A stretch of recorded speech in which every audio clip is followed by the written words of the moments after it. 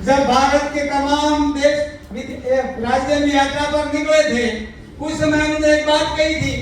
मैं इस यात्रा में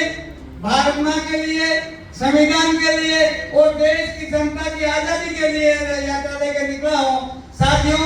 जिस समय आजादी की लड़ाई अपनी सड़क पे थी,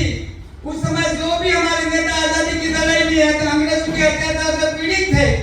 उन लोगों में से बचे हुए लोग, अत्याचार सहन करके निकले हुए लोग, आजादी दिलवाने वाले लोग, जब बाबा साहब अम्बेडकर अपनी कलम इस देश की भविष्य के लिए लिख रहे थे, इस आने वाली पीढ़ी के लिए लिख रहे थे, उस समय जो अत्याचार सहन करके जो त्याग किया था, तपस्या की थी, उन आजादी में 36 उनके नेताओं ने एक ही प्रस्ताव दिया था कि इस देश में जितने भी नागरिक हो उनको अपनी आजादी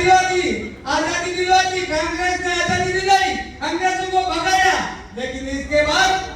अगर प्रत्येक नागरिक इस देश में पैदा होने वाला बेटा और बेटी को आजादी की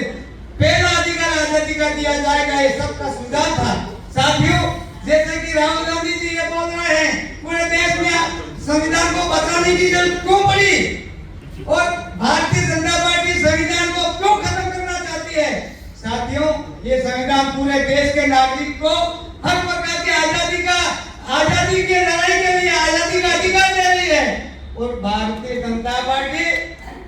संविधान को खत्म करके तानाशाह बन के इस देश में राज करना चाहती है। साथियों, आपने देखा होगा,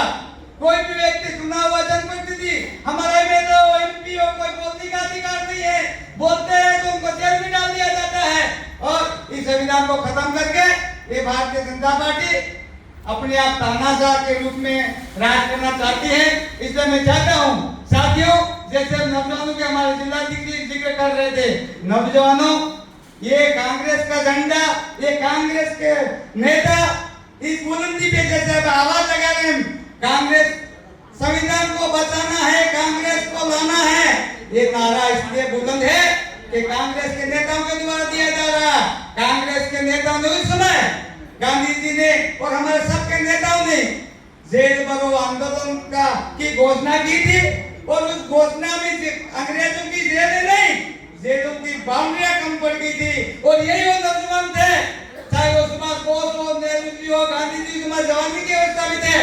और लड़ाई लड़ी थी। हमारे यहाँ विराजे हुए सभी हमारे मार्गदर्शक हैं, मैं ज्यादा बोलना नहीं चाहता हूँ।